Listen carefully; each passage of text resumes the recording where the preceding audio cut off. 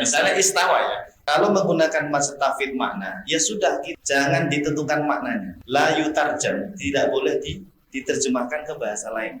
Maksudnya tetap pakai istilah istiwa. Betul, gitu. istawa, Allah istawa. beristiwa. Betul. Di langit itu juga gak boleh. Betul. Bila makna wala kaif. Enggak, betul itu gak boleh atau boleh? Tidak boleh diterjemah. Iya, tidak boleh diterjemahkan ke bahasa lain. Iya, maksud saya. serah. Tapi pengen Kita saya tapi tidak Anda sudah baca belum bab tauhid itu mana? saya Belum. saya belum Untuk ilmu tauhid, alhamdulillah sampai sekarang sudah level keempat. Nah, ini buku yang pertama ini sebetulnya bagian dari level 1. Ya, level 1 kalau nggak salah ada 16 episode kan, 16 episode. Ini nggak sampai 16. Jadi ilmu apa namanya? Mazhab akidah ulama salaf ini hanya 5 atau 6 judul ya di level pertama. Tapi bisa setebal ini alhamdulillah. Mazhab akidah ulama salaf yang dalam tanda kutip Asy'ari Maturidi gitu kan. Tidak hanya itu, ada satu lagi, Yaitu Athari atau Athari. Asy'ari. Dan memang dulu saya sempat bingung ya, karena kan setahu saya ya, nggak tahu yang lain ya, setahu saya dan dulu yang diajarkan di pesantren ya memang dalam ilmu akidah itu ya dua itu, mazhab Asy'ari dan mazhab Maturidi yang masyhur lah dalam ilmu tauhid.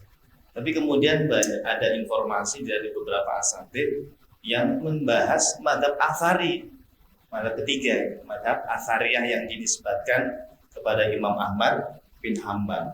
Nah, saya di situ tambah bingung.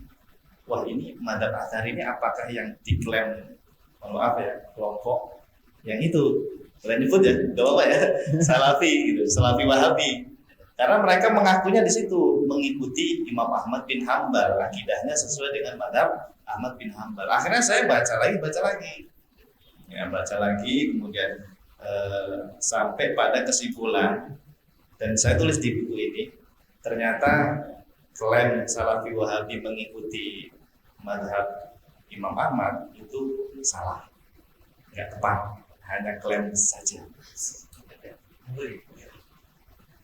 Yang lebih tepat Salafi Wahabi hari ini ngikutnya ke siapa Pak? Sebetulnya ya ke Ibnu Taimiyah, kemudian ulama-ulama waktu itu, Syekh bin Baz. Okay. Jadi sulitnya dalam ilmu akidah itu ya, menurut saya Salafi Wahabi itu memang pandai sekali menukil pendapat ulama salaf yang secara sekilas itu kayak meyakinkan sekali. Ini loh akidah kami sama kok dengan ulama salaf. Memang benar teksnya sama ya, tetapi dari segi usul cara memahami teks tersebut ya, yang banyak orang tidak tahu, termasuk saya waktu itu, misalnya ya, mohon maaf, dalam pembahasan memahami sifat istiwa bagi Allah Subhanahu wa Ta'ala. Ini masuk dalam konten ya, kalau ya, misalnya dalam memahami masalah istiwa, sifat istiwa bagi Allah Subhanahu wa Ta'ala di atas arsy. Apa yang dikatakan Salafi Wahabi dalam kitab-kitab mereka itu redaksinya sama persis apa yang dikatakan ulama salaf. Innallaha istawa 'alal arsy, sama, lafadznya sama. Mereka juga bilang begitu, innallaha istawa 'alal arsy. Tapi maksud atau makna dari lafadz tersebut beda. Kalau antum sudah baca buku saya, insya Allah paham. Bagus. Oke, kira-kira begitu. Baik, Isa. Ini barangkali nanti dari ada tambahan pertanyaan, tapi saya nambah satu lagi. Ya. Kalau perbedaan di ilmu akidah itu bisa nggak kita pandang persis sebagaimana perbedaan dalam ilmu fikih begitu? Oh iya. Yang ya ini ijtihad dan itu juga ijtihad tanpa harus saling membatalkan ijtihad satu sama lain begitu. Betul. Memang ada dalam ilmu akidah itu sebetulnya sama seperti ilmu fikih juga ya. Ada khilafiyah yang fundamental, tapi ada juga khilafiyah yang non fundamental. Nah, yang masalah fundamental ini salah satunya itu tentang tanzih, masalah tanzih, mensucikan zat Allah Subhanahu wa Ta'ala, jangan sampai diserupakan dengan makhluk. Itu termasuk fundamental. Itu fundamental Iya. yang kemudian tidak mentolerir adanya Betul. perbedaan. Karena mohon maaf, kalau kita melihat ibarat ulama salaf itu lebih sadis, sampai dilabeli kafir mujassim itu. Mujassim itu kafir. Bahkan yang melabeli mujassim kafir itu malah dari Hambali kebanyakan dari Hambali. Jadi untuk masalah yang ini agak apa ya? Oke. Baik. Tambahan lagi nih, Ustaz. Bagaimana menjawab ini? Ini barangkali disebut subhat gitu ya. Sudah Apa namanya? Kan kalau dalam katakanlah pemahaman Asy'ari itu Allah itu kan munazzahun anil jihad asid gitu ya. ya. Atas, bawah, depan, belakang, kiri dan kanan gitu. Tapi teman-teman Salafi Wahabi itu juga menemukan satu ibarah yang kemudian itu membuat bingung ceritanya, membuat bingung Abul Ma'ali Al-Juwaini. Jadi dikatakan pada waktu itu seorang tokoh namanya Al-Hamadani itu beliau mengatakan bahwa pada dasarnya fitrah manusia itu kalau berdoa ya ke atas gitu. Nah, itu kan berarti menunjukkan bahwa posisi Allah itu di atas makhluk.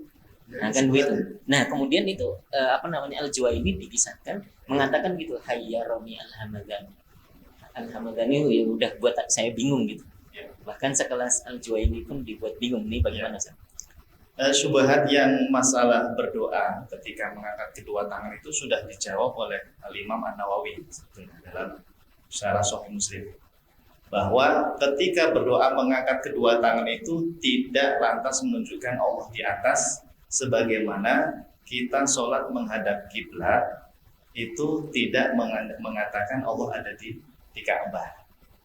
Jadi langit itu kiblatul doa, adapun Ka'bah itu kiblatus sholat.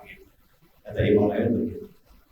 Karena begini, meniadakan jihad arah bagi Allah itu tujuannya sebetulnya untuk meniadakan persamaan Allah dengan makhluk.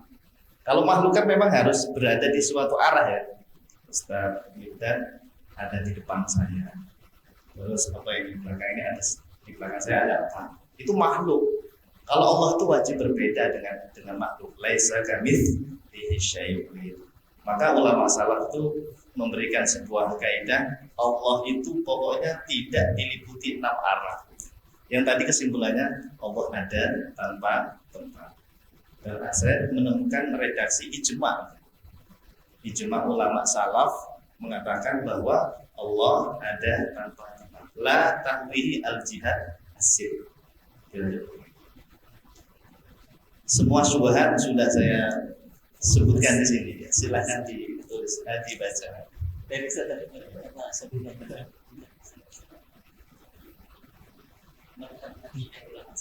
Ya, jadi saya ini sekarang sedang memperjuangkan manhaj ulama salaf yang tafwid makna sebetulnya. Kalau takwil, ini saya kasih trik ya sebetulnya. Kalau kita berdiskusi dengan teman-teman Salafi Wahabi, pakai takwil itu dari awal memang mereka udah menolak takwil. Ya. Nah, paling mudah untuk diskusi dengan teman-teman Salafi Wahabi untuk membuktikan mana ini metode ulama salaf yang sebenarnya, kita kuasai metode tafwid makna itu. Tafwidul makna. Apa itu tafwidul makna? Ya ada di buku saya. Kalau teman-teman Salafi Wahabi, tadi kan sudah dibahas misalnya apa istiwa gitu aja. ya, misalnya istawa ya. Misalnya istawa. Ar-Rahmanu 'alal arsy istawa. Kalau menggunakan maksud tafwid makna, ya sudah kita katakan seperti dalam Al-Qur'an Ar-Rahmanu 'alal arsy istawa. Jangan ditentukan maknanya. Pakai bahasa Indonesia gimana? Tidak boleh. Bahkan Imam Adz-Dzahabi la yutarjam, tidak boleh diterjemahkan ke bahasa lain. Maksudnya tetap pakai istilah istiwa Betul, gitu. istawa, Allah beristiwa Betul. di langit itu juga nggak boleh. Betul.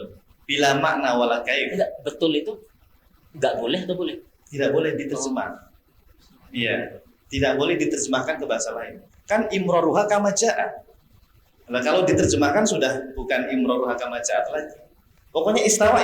Maknanya apa? Jangan dimaknai bertempat atau bersemayam, jangan. Udah, tafwidul makna kita serahkan maknanya kepada Allah. Iya, maksud saya. Kita Tapi pengen kita sering beribadah juga saya pengen saya Tapi tidak itu saya sudah baca belum bab belum tafwidul makna? Oh, belum. Iya. Saya belum iya saya belum mulai Iya. menerjemahkan Iya. atau menakwilkan istiwa.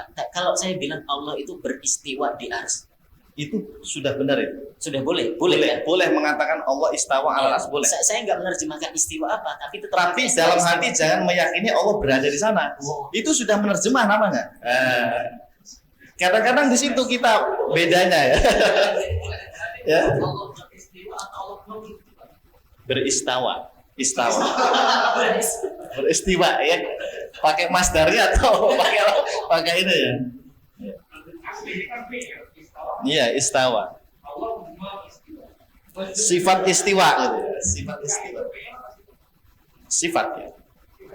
Sifat bagi Allah. Iya. Iya fi'il madhi. Maksudnya itu adalah sifat bagi Allah Subhanahu wa taala. Ya.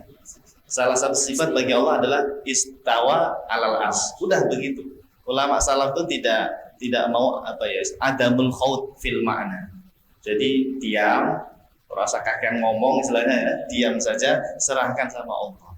Ya. Nah, kita sulitnya itu membedakan perkataan teman salafi dengan ulama salaf karena sama-sama bilang Allah istawa alal ars. Sama di kitab tuh sama.